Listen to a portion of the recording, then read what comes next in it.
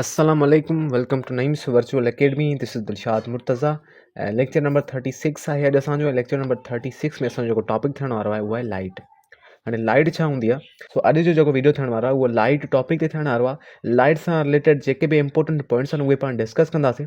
त सभ खां पहिरियां अगरि पाण पॉइंट लिखूं लाइट सां रिलेटेड त लाइट छा हूंदी आहे? त लाइट हिकिड़े क़िस्म जी एनर्जी आहे जेका स्ट्रेट पाथ में सफ़र कंदी पई हूंदी आहे, यानी कि हिकिड़ी अहिड़ी एनर्जी आहे जेका सिधी पाथ में सफ़र कंदी पई हूंदी आहे, बट एतिरे ताईं जेसि ताईं हुनजे अॻियां कोई ऑब्स्टिकल वग़ैरह न ईंदो पियो हुजे। हाणे ऑब्स्टिकल कहिड़ो थी सघे थो पियो त लाइट जेका हूंदी आहे उहा अहिड़ी एनर्जी आहे जॾहिं उहा सफ़र कंदी आहे कंहिं सोर्स खां वठी करे ऐं हुनजे अॻियां कुझु ऑब्जेक्ट्स अची वञनि त उहे उन्हनि ऑब्जेक्ट्स मां कुझु मां उहा क्रॉस थी वेंदी आहे लाइट, ऐं कुझु मां जेको आहे उहा बीहजी वेंदी आहे ऐं उन जॻह ते अची करे उहा पंहिंजी डायरेक्शन खे तब्दील कंदी पई हूंदी आहे। न त लाइट जेका हूंदी आहे उहा सिधी जेको आहे पाथ में सफ़र कंदी रहंदी आहे हमेशह, अगरि हुनजे अॻियां कोई ऑब्स्टिकल वग़ैरह नथो अचे पियो। हाणे उहे ऑब्जेक्ट्स कहिड़ा हूंदा उन्हनि खे पाण डिस्कस कयूं था पिया। त सभ खां पहिरियां इहा पॉइंट लिखूं त light is a form of energy. Light is a straight path. त लाइट हिकु फॉर्म आहे एनर्जी जो ऐं इहो स्ट्रेट पाथ में सफ़र कंदो पियो हूंदो आहे। त हाणे लाइट केतिरे ताईं स्ट्रेट पाथ में सफ़र कंदी? त एतिरे ताईं लाइट स्ट्रेट पाथ में सफ़र कंदी आहे जेसि ताईं हुनजे अॻियां को ऑब्स्टिकल का रुकावट वग़ैरह न ईंदी, जंहिंखां बाद उहा जेको आहे उन रुकावट में टकराइजी करे पंहिंजी डायरेक्शन खे तब्दील कंदी पवंदी आहे। इन शइ खे पाण अॻिते डिस्कस कयूं था पिया। उन खां बाद अगरि पाण पॉइंट ॾिसूं त जेका लाइट आहे उहा हिकिड़े क़िस्म जी एनर्जी आहे ऐं एनर्जी जेका हूंदी आहे उहा ट्रेवल कंदी आहे वेव्स में। त लाइट कहिड़ियुनि वेव्स में ट्रेवल कंदी आहे? त लाइट जंहिं वेव्स में ट्रेवल कंदी आहे उन वेव्स खे पाण चवंदा पिया आहियूं ट्रांसवर्स वेव्स। ठीकु आहे। हाणे ट्रांसवर्स वेव्स कहिड़ियूं हूंदियूं आहिनि? ट्रांसवर्स वेव्स हूंदियूं आहिनि उहो हिन तरह जूं वेव्स जंहिंमें क्रेस्ट ऐं ट्रफ्स हूंदा आहिनि। त अहिड़े क़िस्म जी वेव खे पाण ट्रांसवर्स वेव्स चवंदा आहियूं। त जेका लाइट हूंदी आहे उहा हिकु ट्रांसवर्स वेव में सफ़र कंदी पवंदी आहे। ऐं हाणे जेके ट्रांसवर्स वेव हूंदियूं आहिनि उहे बि ॿिनि तरह जूं हूंदियूं आहिनि। हिकिड़ी हूंदियूं आहिनि इलेक्ट्रोमैग्नेटिक ट्रांसवर्स वेव ऐं ॿियूं हूंदियूं आहिनि मैकेनिकल ट्रांसवर्स वेव्स। हाणे मैकेनिकल ट्रांसवर्स वेव अहिड़ियूं हूंदियूं आहिनि जेके मीडियम नीडिड हूंदो आहे ट्रेवल करण लाइ। अहिड़े क़िस्म जूं ट्रांसवर्स वेव जेके कंहिं मीडियम खां अलावा ट्रेवल न करे सघंदियूं पियूं हुजनि, मीन्स वैक्यूम में ट्रेवल न करे सघंदियूं पियूं हुजनि, त इन्हनि खे पाण मैकेनिकल ट्रांसवर्स वेव चवंदा पिया। हाणे जेके वाटर वेव्स ट्रांसवर्स वेव्स त आहिनि जेके हिन तरह सां एनर्जी खे ट्रांसफर करनि थियूं पियूं हिकु प्लेस खां ॿी प्लेस ताईं, बट उहे मैकेनिकल ट्रांसवर्स वेव इन जे लाइ आहिनि छो जो उन्हनि खे मीडियम जी नीड पवंदी आहे, यानी कि वाटर जी नीड पवंदी आहे या ॿियूं मुख़्तलिफ़ अहिड़ियूं वेव्स जेके ट्रांसवर्स हुजनि ऐं उन्हनि खे नीड पवंदी पई हुजे सॉलिड लिक्विड एंड गैस जी, त उहे मैकेनिकल ट्रांसवर्स वेव्स रहिबियूं आहिनि। पर जेका लाइट हूंदी आहे उहा हिकु इलेक्ट्रोमैग्नेटिक लाइट जेका हूंदी आहे वरी इलेक्ट्रोमैग्नेटिक ट्रांसवर्स वेव हूंदी आहे। हाणे इलेक्ट्रोमैग्नेटिक वेव्स छा हूंदियूं आहिनि? त अहिड़े क़िस्म जूं वेव्स जंहिंखे ट्रेवल करण लाइ प्रोपेगेट करण लाइ हिकु जॻह खां ॿी जॻह ताईं एनर्जी खे ट्रांसफर करण लाइ उन्हनि खे नीड न हूंदी आहे मीडियम जी, नो नीड ऑफ। असां हिते लिखी छॾियो आहे त electromagnetic waves have no need of medium for transferring energy. जेके इलेक्ट्रोमैग्नेटिक वेव्स हुननि खे नीड न हूंदी कंहिं बि मीडियम जी, यानी कि सॉलिड लिक्विड या गैस, ये विदाउट मीडियम यानी कि कंहिं वैक्यूम में बि इहे एनर्जी खे ट्रांसफर कंदियूं पवंदियूं आहिनि। त जेका लाइट आहे इहा बि हिकिड़े इलेक्ट्रोमैग्नेटिक वेव जो क़िस्म आहे ऐं इहा कहिड़ी वेव आहे? ट्रांसवर्स वेव आहे। अच्छा, हिन सां रिलेटेड असां हिकिड़ी ॿी पॉइंट एड कई आहे त light is a form of electromagnetic radiation that visible to the human eye. त लाइट हिकिड़ो फॉर्म आहे इलेक्ट्रोमैग्नेटिक रेडिएशन जो, बट उहो इलेक्ट्रोमैग्नेटिक रेडिएशन जेको असांजी ह्यूमन आई जे लाइ विजिबल हूंदो आहे, जंहिंखे असांजी ह्यूमन आई ॾिसी सघे थी पई, परसीव करे सघे थी, महसूस करे सघे थी पई। हाणे इहो इलेक्ट्रोमैग्नेटिक रेडिएशन छा हूंदा आहिनि? इहे इलेक्ट्रोमैग्नेटिक रेडिएशन दरअसल इलेक्ट्रोमैग्नेटिक वेव्स हूंदियूं आहिनि जंहिंजूं डिफरेंट फ्रीक्वेंसीज़ ऐं जेको आहे वेवलेंथ्स थींदियूं पियूं हूंदियूं आहिनि। त इहे जेके इलेक्ट्रोमैग्नेटिक रेडिएशंस आहिनि इन्हनि खे मीडियम जी नीड न पवंदी पई हूंदी आहे प्रोपेगेट करण लाइ। हाणे इहे इलेक्ट्रोमैग्नेटिक रेडिएशंस कहिड़ा आहिनि? इहे आहिनि gamma rays, X rays, ultraviolet rays, उनखां बाद इंफ्रारेड रेज़ या माइक्रोवेव्स या रेडियो वेव्स। इन्हनि सभिनी खे पाण इलेक्ट्रोमैग्नेटिक रेडिएशन चवंदा आहियूं ऐं इन्हनि इलेक्ट्रिक रेडिएशंस मां लाइट बि हिकिड़ो रेडिएशन आहे। त इन सभिनी वेव्स खे पाण लिखी छॾूं था पिया वन बाय वन। त गामा रेज़, हाणे हीअ सभई इलेक्ट्रोमैग्नेटिक रेडिएशंस आहिनि। इन इलेक्ट्रोमैग्नेटिक रेडिएशंस मंझां ओ हिन जॻह ते मौजूदु आहे लाइट। त लाइट हिकिड़ो फॉर्म आहे इलेक्ट्रोमैग्नेटिक रेडिएशन जो ऐं इहे सभई इलेक्ट्रोमैग्नेटिक रेडिएशंस विदाउट कंहिं मीडियम जे सफ़र करे सघंदा पिया हूंदा आहिनि। ऐं इहे जेके वेव्स हूंदियूं आहिनि उहे ट्रांसवर्स वेव हूंदियूं आहिनि ऐं इन सभिनी रेडिएशंस मंझां पाण हिन विज़िबल लाइट जंहिंखे पाण लाइट चवंदा पिया, इन खे पाण जेको आहे सो महसूस करे सघंदा पिया आहियूं, ॾिसी सघंदा पिया आहियूं। असांजी ह्यूमन आई में इहा एबिलिटी हूंदी आहे इन्हनि शइ खे ॾिसण जी। ॿिया बक़ाया जेके वेव्स उन्हनि खे पाण ॾिसी न आहियूं सघंदा पिया हूंदा। अच्छा, इन खां अलावा पाण इलेक्ट्रोमैग्नेटिक रेडिएशन हिकिड़ो वीडियो बि ठाहिण वारा आहियूं जंहिंमें पाण मुकमल इन्हनि वेव्स जे बारे में पढ़ंदासीं त इन्हनि जूं कहिड़ियूं कहिड़ियूं प्रॉपर्टीज़ ऐं ख़ासियतूं मौजूदु आहिनि। हिन खे सिर्फ़ु एसि ताईं डिस्कस इन जे लाइ कयोसीं जीअं पाण लाइट खे जेको सम्झी सघूं त हिकिड़ो क़िस्म हूंदो आहे इलेक्ट्रोमैग्नेटिक रेडिएशन जो। ठीकु आहे। उनखां बाद जेका नेक्स्ट पॉइंट असां एड कई आहे त light enables us to see things. असां जेका शइ बि ॾिसी सघंदा पिया हूंदा आहियूं उहा ड्यू टू लाइट ॾिसंदा पिया हूंदा आहियूं। हाणे कहिड़ो प्रोसेस हूंदो आहे त जॾहिं पाण काई शइ ॾिसंदा पिया हूंदा आहियूं त दरअसल कंहिं सोर्स मंझां लाइट उन शइ ते टकराइजी करे पोइ असांजी अखियुनि में दाख़िल थींदी पई हूंदी आहे ऐं पोइ वञी करे असां जेको शयुनि खे ॾिसी सघंदा पिया हूंदा आहियूं। त इहो सभु कुझु बि लाइट लाइट जे करे थींदो पवंदो आहे। उनखां अलावा अगरि पाण लाइट खे ॾिसूं, it is also important for providing energy for life process such as photosynthesis. हाणे जेको फोटोसिंथेसिस प्लांट्स में थिए थो पियो, उन जे लाइ बि लाइट इंतिहाई नीडिड हूंदी आहे, ज़रूरी हूंदी आहे। छो जो प्लांट्स जे अंदरि ग्लूकोज ठाहिण जे लाइ जेको वाटर ऐं कार्बन डाइऑक्साइड रिएक्ट कंदा आहिनि, उहे बि ड्यू टू सनलाइट कंदा पिया हूंदा आहिनि। त लाइट हिकु इंपोर्टेंट शइ आहे जंहिंजी मदद सां फोटोसिंथेसिस बि थिए थो पियो ऐं असां जेको आहे सो ॾिसी बि सघंदा पिया आहियूं उनजी मदद सां। अच्छा, उनखे अलावा लाइट जी स्पीड खे मालूम करण लाइ हिकिड़ो फार्मूला यूज़ कयो वेंदो आहे, C is equals to lambda into frequency. ऐं लैम्डा छा आहे, इहा वेवलेंथ आहे ऐं F जेका इहा फ्रीक्वेंसी आहे। जॾहिं बि कंहिं वेव जी फ्रीक्वेंसी खे उनजी वेवलेंथ सां मल्टीप्लाई कराए वेंदो आहे त पोइ पाण खे मिलंदी पवंदी आहे स्पीड उन वेव जी। वेव आहे उनजी स्पीड पाण फाइंड कंदा पवंदा आहियूं उनजी वेवलेंथ खे फ्रीक्वेंसी सां मल्टीप्लाई करे। त जेका स्पीड थींदी पवंदी आहे लाइट जी, उहा घणी थींदी पवंदी आहे। त लाइट जेका स्पीड थींदी पवंदी आहे उहा एप्रोक्सीमेट थींदी पवंदी आहे 299 मिलियन 7,92,458 मीटर पर सेकेंड। हिकिड़ो कांस्टेंट वैल्यू आहे स्पीड ऑफ लाइट जो, जॾहिं उहा वैक्यूम में सफ़र कंदी पई हूंदी आहे ऐं उहो वैल्यू आहे 299 मिलियन 7,92,498 मीटर पर सेकेंड। इन खे नंढो करे 3 × 10⁸ मीटर पर सेकेंड बि लिखियो वेंदो आहे।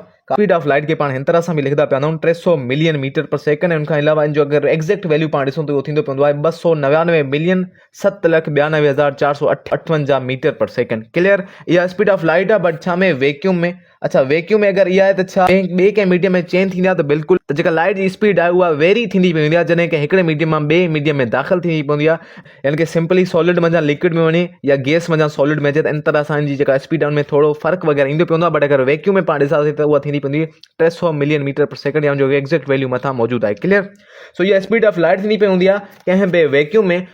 अच्छा, उनखां अलावा त लाइट बि हिकिड़े क़िस्म जूं वेव्स आहिनि ऐं वेव्स जूं प्रॉपर्टीज़ हूंदियूं आहिनि, उहे रिफ्लेक्ट बि थींदियूं आहिनि, उहे रिफ्रैक्ट बि थींदियूं आहिनि, उहे इंटरफेरेंस बि कराईंदियूं पवंदियूं आहिनि ऐं डिफ्लेक्शन बि कराईंदियूं पवंदियूं आहिनि। लाइट जी रिफ्लेक्शन बि थींदी पवंदी आहे, इन जी रिफ्रैक्शन बि थींदी पवंदी आहे। उनखां बाद इंटरफेरेंस बि इन जी थींदी पवंदी आहे, छो जो इहा हिकिड़े क़िस्म जूं वेव्स आहिनि ऐं वेव्स में इंटरफेरेंस वग़ैरह रिफ्रैक्शन थींदी पवंदी आहे। उनखां बाद डायफ्रैक्शन वग़ैरह बि हिकिड़ी प्रॉपर्टी हूंदी आहे कंहिं बि वेव जी। त हीअ वेव्स जेके आहिनि लाइट वेव्स, इन्हनि में बि इहे सभई प्रॉपर्टीज़ हूंदियूं आहिनि जेके पाण नेक्स्ट वीडियोज़ में रिफ्रैक्शन डिस्कस करण वारा आहियूं। अच्छा, उनखां बाद अगरि पाण ॾिसूं जेको लाइट आहे उहा अगरि मैटर सां इंटरेक्ट कंदी आहे त उते छा छा करे सघे थी पई, त इन शइ खे पाण डिस्कस कयूं था पिया। पाण डिस्क्राइब करण वारा आहियूं त लाइट जॾहिं मैटर सां इंटरेक्ट कंदी आहे त उन टाइम सां छा छा थींदो पवंदो आहे। त सभ खां पहिरियां अगरि पाण लिखूं, अच्छा लिखियो आहे त when light interacts with matter it can be, जॾहिं लाइट मैटर सां इंटरेक्ट थींदी आहे त उहा थी सघंदी पई हूंदी आहे। छा थींदी पई हूंदी आहे? उहा एब्जॉर्ब थींदी पई हूंदी आहे। ठीकु आहे, उनखां बाद उहा लाइट ट्रांसमिट थींदी पई हूंदी आहे। ठीकु, उनखां बाद उहा लाइट स्केटर थींदी पई हूंदी आहे या उहा लाइट एमिट थींदी पई हूंदी आहे। ठीकु आहे। अच्छा, जॾहिं लाइट इंटरेक्ट कंदी पवंदी आहे मैटर सां त उहा उते एब्जॉर्ब थी सघे थी पई, ट्रांसमिट थी सघे थी पई, स्केटर या इमिट थी सघे थी पई। हाणे एब्जॉर्ब पाण छा खे चवंदा पवंदा आहियूं? त जॾहिं लाइट कंहिं बि मैटर ते किरंदी पई हूंदी आहे त जेके मैटर जा पार्टिकल्स आहिनि त उन लाइट खे एब्जॉर्ब करे वठंदा पिया हूंदा आहिनि। पॉइंट खे असां डिस्क्राइब करे छॾियो आहे त energy from light is absorb by the atoms and molecules. जेका एनर्जी लाइट में मौजूदु आहे उहा कंहिं बि मैटर ते जॾहिं इंटरेक्ट कंदी पवंदी आहे लाइट, त उन मैटर में मौजूदु पार्टिकल्स जेके हूंदा आहिनि एटम्स या मॉलिक्यूल्स, उहे उन एनर्जी ऑफ लाइट खे एब्जॉर्ब करे वठंदा पिया हूंदा आहिनि। सेकंड ते आहे ट्रांसमिशन। त ट्रांसमिशन चवंदो आहे लाइट जो कंहिं मैटर मां गुज़री वञणु। जेका लाइट हूंदी आहे उहा जॾहिं कंहिं मैटर सां लॻंदी पई हूंदी आहे त मैटर जी ख़ासियतुनि मुताबिक़ उन मां ट्रांसमिट थी सघंदी पई हूंदी आहे। कहिड़े क़िस्म जा मैटर आहिनि जेके लाइट खे पंहिंजे अंदरां गुज़ारण ॾींदा आहिनि? त जेके पंहिंजे अंदरां गुज़रींदा आहिनि उन्हनि खे पाण ट्रांसपेरेंट मैटर चवंदा पवंदा आहियूं। दरअसल जेके ऑब्जेक्ट्स हूंदा आहिनि उन्हनि जा 3 टाइप्स हूंदा आहिनि। त हिकिड़ा ऑब्जेक्ट्स ॾिया वेंदा आहिनि ट्रांसपेरेंट, ठीकु आहे, ऐं हिकिड़ा हूंदा आहिनि ओपेक ऐं ॿिया हूंदा आहिनि ट्रांसलूसेंट। लाइट जी ट्रांसमिशन के मुताबिक ये 3 किस्म जा ऑब्जेक्ट हूंदा आहिनि, ट्रांसपेरेंट, ओपेक एंड ट्रांसलूसेंट। हाणे अहिड़े क़िस्म जा ऑब्जेक्ट्स जेके लाइट खे पंहिंजे अंदरां क्रॉस थियण ॾींदा आहिनि, जीअं शीशो हूंदो आहे त उनखे पाण ट्रांसपेरेंट ऑब्जेक्ट चवंदा पिया हूंदा आहिनि। उनखां बाद ओपेक ॾिसूं त ओपेक जीअं वाल हूंदी आहे, का भित वग़ैरह हूंदी आहे, या काफ़ी सारियूं शयूं जीअं ही मार्कर हिन वक़्तु पेन मुंहिंजे हथ में आहे, त इहा बि हिकिड़े क़िस्म जो ओपेक ऑब्जेक्ट आहे। जॾहिं इन जे मथां लाइट लॻे थी त इहे इन जे पोयां शेडो ठहे थो पियो, यानी कि उन जॻह तां लाइट क्रॉस नथी थिए पई। इट मीन्स कि इहो हिकिड़ो ओपेक ऑब्जेक्ट आहे। त अहिड़े क़िस्म जा ऑब्जेक्ट जेके लाइट खे पंहिंजे अंदरां ट्रांसमिट न कराए ॾियणु, यानी कि पंहिंजे अंदरां गुज़ारण न ॾियनि, त उन्हनि खे पाण ओपेक ऑब्जेक्ट चवंदा पवंदा आहियूं। उनखां बाद हूंदो आहे ट्रांसलूसेंट। ट्रांसलूसेंट अहिड़े क़िस्म जा ऑब्जेक्ट हूंदा आहिनि जे कुझु लाइट खे क्रॉस थियण ॾींदा आहिनि, कुझु खे क्रॉस न आहिनि थियण ॾींदा। सिंपली इहे जेको पेज आहे, पनो, इन ते अगरि लाइट लॻंदी पई हूंदी आहे त कुझु लाइट पोयां निकिरंदी पई हूंदी आहे, कुझु वरी जेका हूंदी आहे हितां रिफ्लेक्ट थींदी पई हूंदी आहे। त इन क़िस्म जा ऑब्जेक्ट खे वरी पाण ट्रांसलूसेंट चवंदा पवंदा आहियूं। अच्छा, अगरि पाण डिफाइन कयूं ट्रांसमिशन खे, त अच्छा, ट्रांसमिशन खे डिफाइन कयो आहे the passing of light through transparent medium. जेके ट्रांसपेरेंट मीडियम जे मंझां लाइट क्रॉस थींदी पई हूंदी आहे त इन लाइट जी प्रॉपर्टी खे इन ई शइ खे पाण ट्रांसमिशन चवंदा पवंदा आहियूं। त जॾहिं लाइट इंटरेक्ट थिए कंहिं ट्रांसपेरेंट ऑब्जेक्ट सां त उहा उन मां ट्रांसमिट थींदी आहे, उन में ट्रांसमिशन थींदी पई हूंदी आहे। अच्छा, उन खां बाद स्केटर्ड खे ॾिसूं त जेका लाइट जॾहिं मैटर सां इंटरेक्ट थिए ऐं स्केटर थींदी पई हूंदी आहे त स्केटर कीअं थींदी पई हूंदी आहे। त कुझु अहिड़ा ऑब्जेक्ट्स आहिनि जीअं ओपेक ऑब्जेक्ट्स, जॾहिं इन्हनि में लाइट लॻंदी आहे त इन्हनि मां क्रॉस न थींदी पई हूंदी, ऐं क्रॉस न थींदी पई हूंदी आहे त इन्हनि ते लॻी करे टकराइजी करे रिफ्लेक्ट थींदी पई हूंदी आहे।